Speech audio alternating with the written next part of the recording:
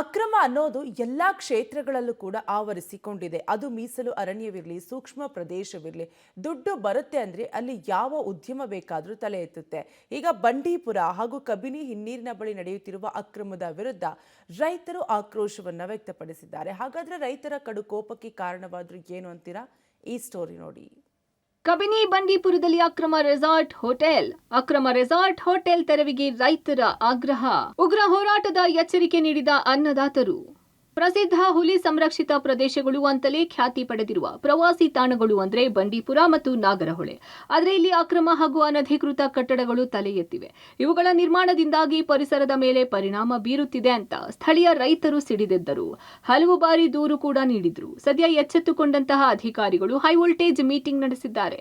ಬಂಡೀಪುರ ಮತ್ತು ಬಿಳಿಗಿರಿ ರಂಗನ ಬೆಟ್ಟದ ವ್ಯಾಪ್ತಿಯ ಅರಣ್ಯಾಧಿಕಾರಿಗಳು, ಮೈಸೂರು ಡಿಸಿ ಲಕ್ಷ್ಮೀಕಾಂತ್ ರೆಡ್ಡಿ, ಚಾಮರಾಜನಗರದ ಡಿಸಿ ಶ್ರೀರೂಪ, ಪ್ರಾದೇಶಿಕ ಆಯುಕ್ತ ನಿತೇಶ್ ಪಾಟೀಲ್ ನೇತೃತ್ವದಲ್ಲಿ ಚಾಮರಾಜನಗರದ ಡಿಸಿ ಕಚೇರಿಯಲ್ಲಿ ಸಭೆ ನಡೆಯಿತು. ಕಬಿನಿ, ನಾಗರಹೊಳೆ ಮತ್ತು ಬಂಡೀಪುರ ಮತ್ತು ಬಿಆರ್ಟಿ ವ್ಯಾಪ್ತಿಯಲ್ಲಿ ಸಾಕಷ್ಟು ಅಕ್ರಮ ರೆಸಾರ್ಟ್ಗಳು, ಬಾರ್, ಹೋಟೆಲ್ ಹಾಗೂ ರೆಸ್ಟೋರೆಂಟ್ಗಳು ತಲೆ ಎತ್ತಿವೆ. ಸದ್ಯ ಈ ಅಕ್ರಮ ಕಟ್ಟಡಗಳ ಮಾಲೀಕರಿಗೆ ಸಂಕಷ್ಟ ಎದುರಾಗಿದೆ. 10 ದಿನದಲ್ಲಿ ಸರ್ವೆ ವರದಿ ಕೊಡಲು ಡೆಡ್ಲೈನ್. ಅಕ್ರಮ ಕಂಡು ಬಂದಲ್ಲಿ ತೆರವು ಕ್ರಮಕ್ಕೆ ಸೂಚನೆ.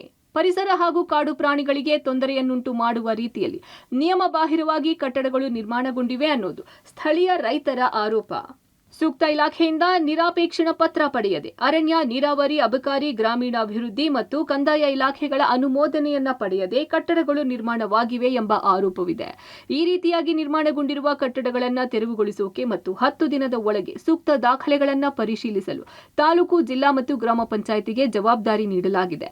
ಪರಿಸರ ಹಾಗೂ ಪ್ರವಾಸೋದ್ಯಮ ಇಲಾಖೆಯ ಅಧಿಕಾರಿಗಳಿಗೆ ದಾಖಲೆ ಮತ್ತು ಸರ್ವೆ ನಡೆಸಿ ಅಕ್ರಮ ಕಂಡು ಬಂದಲ್ಲಿ ತೆರವಿಗೆ ಮೈಸೂರು ಪ್ರಾದೇಶಿಕ ಆಯುಕ್ತ ನಿತೇಶ್ ಪಾಟೀಲ್ ಡೆಡ್ಲೈನ್ ಕೊಟ್ಟಿದ್ದಾರೆ. ಇದೇ ತಿಂಗಳು 25ರ ಒಳಗೆ ತನಿಖೆ ನಡೆಸಿ ವರದಿ ಸಲ್ಲಿಸಲು ಆದೇಶಿಸಿದ್ದಾರೆ. ಲೀಗಲ್ ಇರೋದು ಯಾವ್ದು ಬಂದ್ ಮಾಡಿ ಅಂತ ಅವರು ಕೇಳ್ತಾರೆ. ಯಾವ್ದು ಇಲ್ಲಿಗಲ್ ಇದೆ ಬಂದ್ ಮಾಡಿಸಿ ಅಂತ ಕೇಳ್ತಾರೆ. ಅವ್ರು ಹೇಳ್ತಾ ಇರೋದು ಕರೆಕ್ಟ್ ಆಗಿದೆ.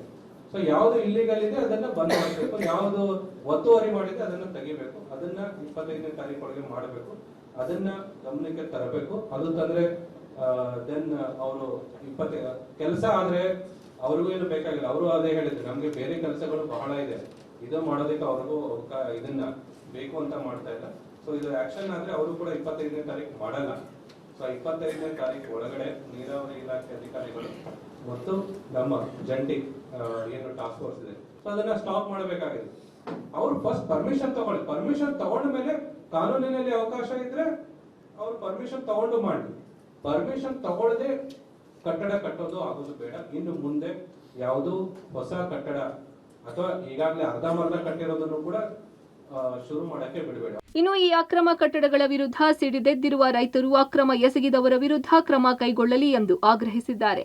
ಒಂದು ವೇಳೆ ಅಧಿಕಾರಿಗಳು ಕ್ರಮ ಕೈಗೊಳ್ಳುವಲ್ಲಿ ವಿಫಲರಾದರೆ ಫೆಬ್ರವರಿ 25ರ ನಂತರ ಪ್ರಾದೇಶಿಕ ಆಯುಕ್ತರ ಕಚೇರಿ ಎದುರು ಉಗ್ರ ಹೋರಾಟ ಮಾಡ್ತೀವಿ ಅಂತ ಎಚ್ಚರಿಕೆ ನೀಡಿದ್ದಾರೆ. ಈ ಸಭೆಯಲ್ಲಿ ಸಂಪೂರ್ಣವಾದಂತಹ ವಿವರಗಳನ್ನ, ನಮ್ಮಲ್ಲಿರ್ತಕ್ಕಂಥ ದಾಖಲೆಗಳನ್ನು, ಎಲ್ಲೆಲ್ಲಿ ಅಕ್ರಮ ಮತ್ತು ಕಾನೂನಿಗೆ ಉಲ್ಲಂಘನೆಯಾಗಿದೆ ಅಂತಕ್ಕಂಥದ್ರ ಬಗ್ಗೆ ಸಂಬಂಧಪಟ್ಟಂಥ ಅಧಿಕಾರಿಗಳಿಗೆ ನಾವು ಸಮರ್ಪಕವಾದಂಥ ವರದಿಯನ್ನು ಕೊಟ್ಟಿದ್ದೇವೆ.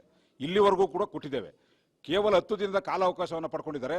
ಎಲ್ಲವನ್ನು ಜಂಟಿ ಸರ್ವೆ ಮಾಡಿ ಆ ಸರ್ವೆನಲ್ಲಿ ಎಲ್ಲೆಲ್ಲಿ ಲೋಪ ಮತ್ತು ಕಾನೂನಿಗೆ ವಿರುದ್ಧವಾಗಿದೆ ಅಂತಕ್ಕಂಥ ಕಂಡು ಬರ್ತದೆ. ಕಬಿನಿ ಆಗ್ಬೋದು, ನಾಗರಹೊಳೆ ಆಗ್ಬೋದು, ಬಂಡೀಪುರ ಆಗ್ಬೋದು, ಬಿಆರ್ಟಿ ಆಗ್ಬೋದು, ಮಲೆಮಹದೇಶ್ವರ ಬೆಟ್ಟ ಆಗ್ಬೋದು, ಎಲ್ಲ ಕಡೆಗಳು ಕೂಡ ಅಕ್ರಮ ಅಂತಕ್ಕಂಥದ್ದು ಎಲ್ಲೆಲ್ಲಿ ಕಂಡು ಬರ್ತದೆ ಅದರ ಮೇಲೆ ಕ್ರಮ ತಗೊಳ್ಳಿಕ್ಕೆ 10 ದಿನದ ಕಾಲಾವಕಾಶ ಜಂಟಿ ಸರ್ವೆಗೆ ನಾವು ಸಮ್ಮತಿಸಿದ್ದೇವೆ.